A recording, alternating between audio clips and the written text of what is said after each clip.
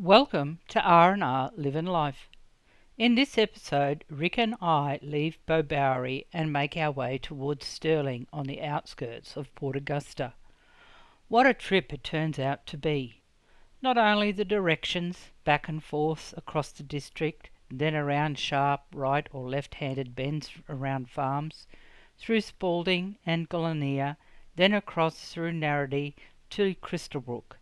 It was then back onto the Princess Highway to Port Pirie, past Germain Island, Port Germain, and then to Stirling North, just outside of Port Augusta.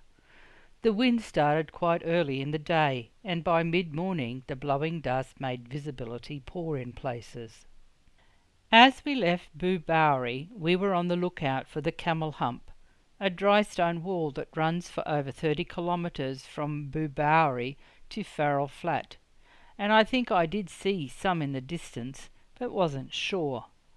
Once back on the wider highway, we followed some interesting hills that were very dry, and could see why there was so much dust around. Not dust, but blowing topsoil. How farmers have any topsoil left in their paddocks was hard to comprehend. The change in scenery from one paddock to the next was often quite significant, with the colours changing from paddocks with stubble and others recently ploughed. The early morning sun, with just a trace of dust in the air, sure made for some outstanding reddish colours, and where there were shadows, duller, darker reds, with pinkish hills in the distance. Even the colours of the ground cover kept changing, depending on the vegetation type. We followed a huge pipeline, as well as a deep irrigation channel, and the rail line to Spalding, and then onto the R.M. Williams Highway, the same highway as the Goyder Highway. It was only a short distance to Hackland's Corner, where we were again to follow the Goyder Highway to Glenea. As we made our way out of Glenea, we followed Main North Road, also known as the Horrocks Highway, for a stretch before turning onto the Goyder Highway again. By now I was beginning to get lost, as some roads had two names depending on which stretch of the road we were on. I gave up trying to follow the highway names and just enjoyed the scenery. Just to highlight just how confusing following the Goyder Highway can be, I will try to explain its twists and turns, and for those of you who, like me, can't follow a map, even with it in front of me, the following might sound like jargon. Though only 266 kilometres long, named after George Goyder, we had been following it off and on since we left Bermuda. The highway is the west-east link through the mid-north region of South Australia, connecting Spencer's Gulf to the Riverland. Not long after leaving Bermuda and Lake Bonny in the Riverland, the Goyder Highway begins its journey as we leave the Sturt Highway at Cadougla, following on the northern side of the river to Morgan, where it passes the end of the Thiel Highway. From there it continues on to Burra, where on the edge of Burra it passes the Barrier Highway, and for a short while it becomes both the Barrier Highway and the Goyder Highway until just after Cobb and Co Road, before becoming the Goyder Highway again. In Spalding it connects with R.M. Williams Way, and again one becomes three names through town: R.M. Williams Way, Main Street, and the Goyder Highway. On leaving Spalding, it is both R.M. Williams Way and the Goyder Highway. Just out of Glenea, it joins the Horrocks Highway for a short distance, before once again becoming just the Goyder Highway to Crystalbrook in the southern Flinders Range, and finally joining the Augusta Highway outside of Crystalbrook. What a twisting, turning journey it takes across this part of the state, through interesting farming country that appeared, I think, to be some of the most challenging cropping country we had seen so far. I have often spoken about the Goyder Line, but have never explained what it is and how important it was to those early settlers. With barely 30 years' knowledge of this new country, Farmers needed reliable information about the climate and growing conditions. So in 1865, George Goyder, the then Surveyor General of the colony, was asked to map the boundary between those areas that received good rainfall and those experiencing drought. After traversing an estimated 3,200 kilometres on horseback around South Australia, he submitted his report and map to the colonial government in December that year. The map included a line of demarcation, the areas north which being those Goyder judged liable to drought, with the area to the south deemed arable. He discouraged farmers from planting crops north of this line, declaring this land suitable only for light grazing. Goyder's report was based on information already in his office, supplemented by the observations made during his journey to observe the effects of drought. He was guided in drawing the line by the changes in vegetation, especially various kinds of saltbush. Ample rains fell in most years between 1867 and 1875, prompting farmers to ignore Goyder's report and settle in the north, starting farms and planting crops.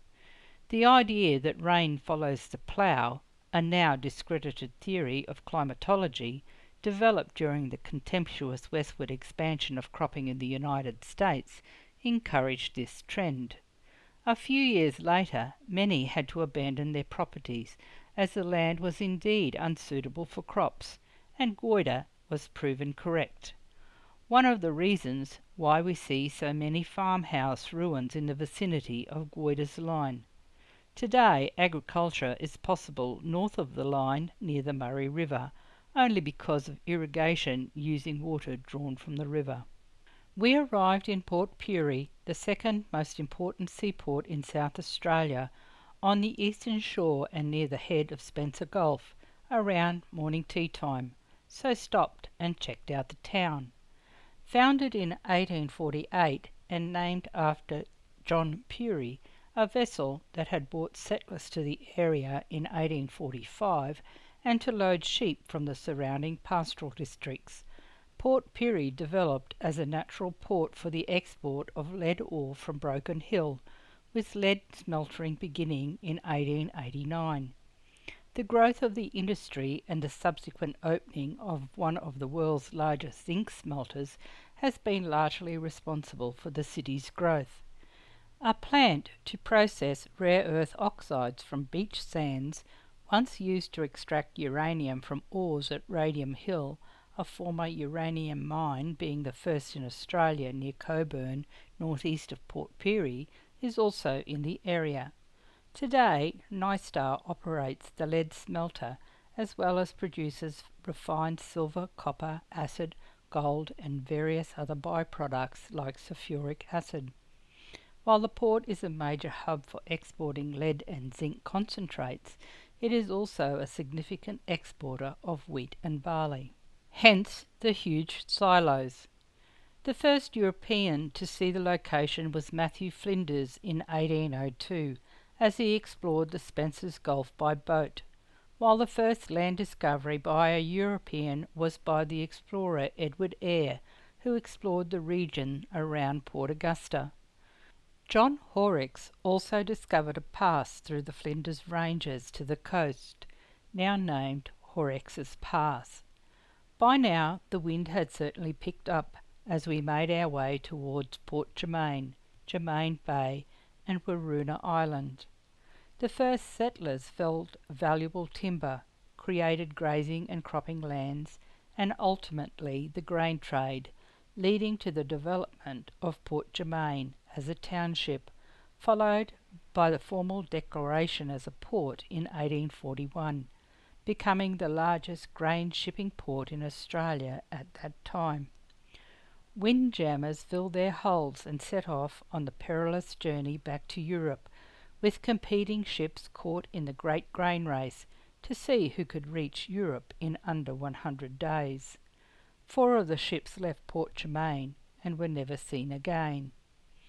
Port Germain was named after Samuel Germain, who moved into the territory in 1840, although some credit his brother John to be the first European to traverse the area, with the township being proclaimed in 1878. Windjammers originally referred to large iron and steel-hulled commercial sailing ships used for hauling bulk cargoes of grains, timber and nitrates across the world in the late 19th and early 20th century, and were used in South Australia for grain transport until 1949 because they were cheaper to operate than steamships. Although today the term is also used for multi-day passenger cruises on tall ships, often historic vessels, offering an authentic sailing experience. Since we were into walking jetties, we stopped in Port Germain to check out the longest wooden jetty in South Australia, reaching over 1.5 kilometres into Spencer's Gulf.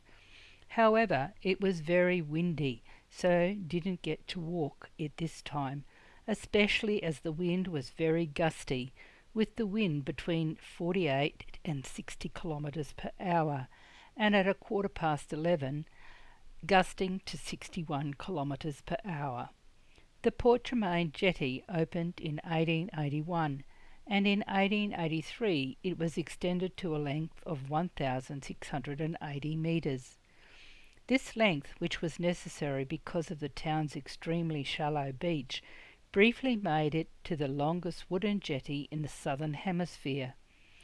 Currently, following storm damage and subsequent repairs, the jetty is 1,532 metres long, still the longest jetty in South Australia. Previously, it had a narrow gauge rail line extending into the township. Port Germain was once an important transport hub for the surrounding districts, following the opening of its jetty in 1881. Due to its shallow water along the coast, the long jetty was built to allow sailing ships to be loaded with grain from surrounding districts. Bagged wheat came from the local area, the eastern side of the southern Flinders Ranges, via Port Germain Gorge, that was opened in 1879, and from the west coast in smaller boats. About 100,000 bags of wheat were loaded per year. Use of the port declined when the rail was extended to Port Germain in 1934. A lighthouse was erected at the end of the jetty in 1894, replacing the Port Germain lightship. The lighthouse was staffed until July 1917, when it was replaced by an AGA flashing light and subsequently re-established at its current site in 1975. Rick and I were both intrigued and fascinated by the rare maritime object called an illuminated clock-face tide gauge, circa 1800, one of only two known in existence. It was originally located near the entrance of the Port Pirie shipping channel at Cockle Spit. The stand, known as a dolphin, was made from sugar gum, a local timber, with the platform made from Red River gum. The original perspex clock face was backlit by oil or gas lamps, enabling it to be visible at night and in poor weather. A series of levers and pulleys on the outside of the stand rose and fell with the tide, with a chain and wheel mechanism inside the main structure directing the clock hands to the appropriate channel depth measurement. What an amazing piece of technology! The shed at the foreshore was the export hub for the southern Flinders and plains beyond. Goods such as bags of wheat, wool bales and sawn timber were stored and transported from it by rail to the end of the jetty. In 1840 the first small steam engine was purchased. Then in 1884 a Kitson steam engine was used on the narrow gauge rail system that ran along the main street to the shed. The tracks at Port Germain were never connected to the main line, with the rail jetty service stopping in the late 1930s. For such a small seaside town, there was so much maritime history to be learnt by just visiting the jetty area. On our drive from Port Pirie and again here from the jetty, we could see Waroona Island, that consists of an outcrop of land surrounded by low-lying land that can be subject to inundation at high tide and is connected to the Augusta Highway by a causeway. The island has an interesting history, with many names attached to the location over the years.